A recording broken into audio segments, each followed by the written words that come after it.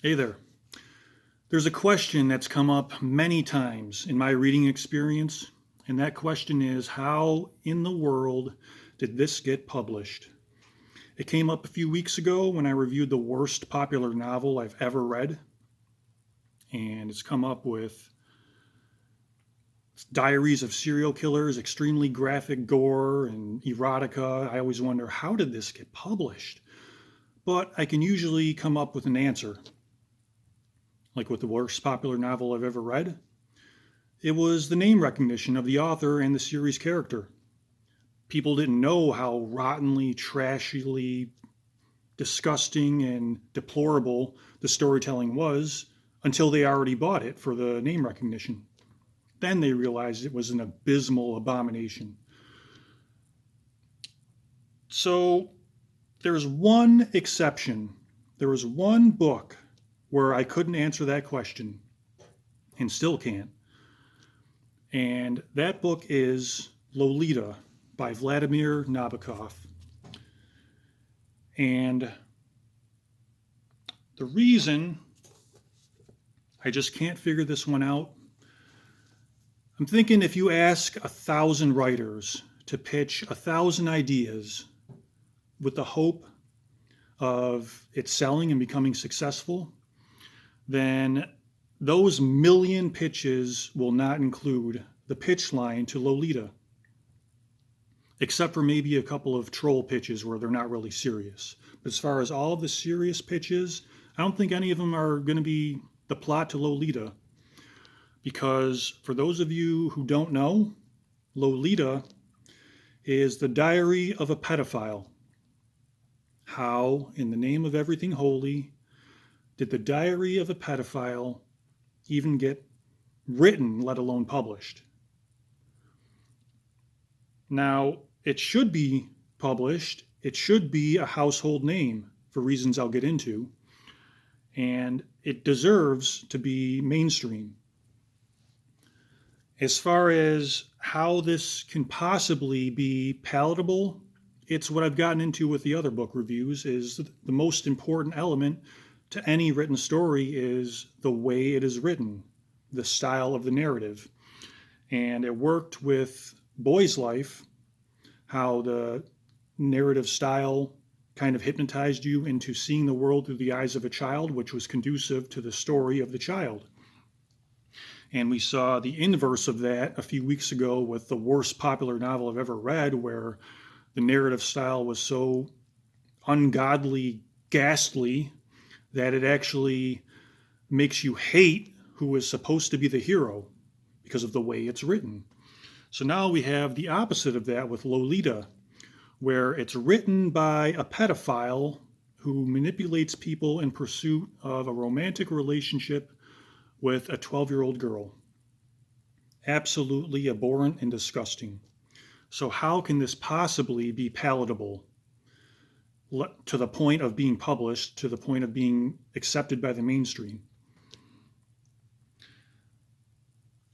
Nabokov goes into a language that is flowery and flowing with alliteration and unnecessary synonyms to the point where it almost mitigates the horror of his intentions and his actions.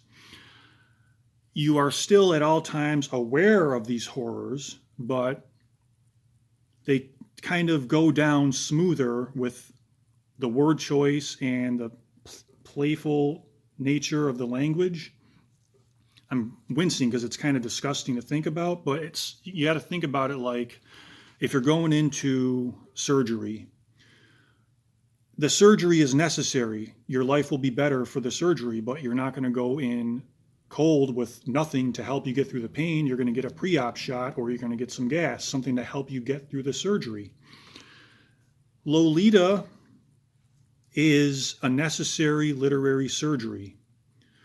And the pre-op shot is the narrative style. It helps you absorb and make it through this horrific and disgusting surgery that is necessary. Now, why is it necessary? Because there's always this argument that, for example, with Lolita, it's the diary of a pedophile. Well, that's just going to give pedophiles ideas, and it's going to be a guidebook for them to help them get away with things where otherwise they wouldn't know what to do. And there is an element of truth to that, but as pessimistic as many of us can be, an optimistic viewpoint is that most people are not going to be a pedophile. And out of the one person out of 100 who would consider it, and the one out of thousands who would actually perform it, there are all of those others who would never do it and who would protect themselves and those they love from it. So Lolita might be the guidebook for those rotten human beings who would use it as a guidebook. But more importantly, for those 9,999 people who would use it as a shield, they would use it to kind of school themselves about how these creeps, freaks of nature are thinking, what they're planning, and how they would act in pursuit of getting away with their dastardly deeds.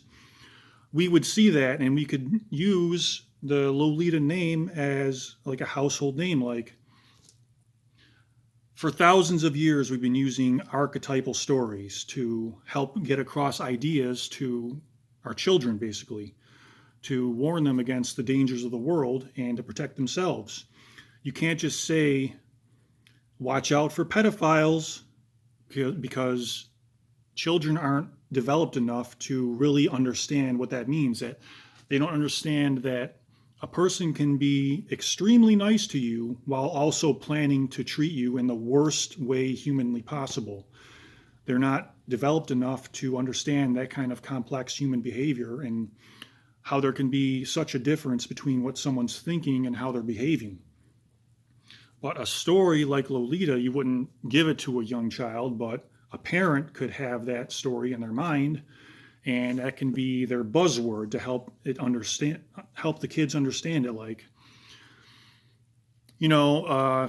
yeah, the neighbor seems pretty nice, but I think you might be looking for a Lolita, if you know what I mean. And that's easier to digest than actually going through the graphic details of what you suspect the neighbor might be thinking about, even though they're being very nice. Which is why this is such an important archetypal tale, at least for modern times. Came out in 1955. And you wouldn't recommend it for entertainment value, because there is this uncomfortable dichotomy between people saying, I adore Lolita, it's such a wonderful reading experience, so enjoyable. And they might need to choose their wording a little better when they describe the catharsis of going through the literary surgery of Lolita with the pre-op shot of the narrative style and structure that help you get through the surgery so that you can be better equipped to deal with these cretins that will always be a subset of our population, unfortunately. There will always be the 1 in 100 creeps who have evil intentions in mind, even as they're acting and speaking as if they aren't. So I will take those chances of, these thoughts are always going to be in people's heads. So it's more important that you have a story like Lolita to warn you against what people are going to do with those thoughts, because that same percentage of people are going to take their Lolita type thoughts and say, how can I prevent this from happening to me or someone in my life that I care about? And the 1 in 100 or 1 in 1,000 people are going to take those Lolita type thoughts and say, how can I get away with this? And I'll take those odds of the 999 or 909,999 against the 1. I'll take those odds, which is why a book like Lolita deserves to be mainstream and a household name. These books that will explore the worst thoughts a human being can possibly think, because we all have them. and a small percentage of the population will go the wrong way with those thoughts and think about how they can get away with performing those thoughts instead of what most of us think is how to defend ourselves against those who will try to get away with those thoughts. And what makes Lolita palatable is the way it's written, and it deserves to be a household name because of that. It should be an archetypal story along with, biblical stories that kind of coach you on the ways to live that will make your life better than if you don't follow those archetypal stories. So I recommend it. It's not one you might want to tell someone you're reading, but it is something you should recommend just in case, as long as you present it in the same way with that literary pre-op shot. So let me know what you think, and I'll see you next time.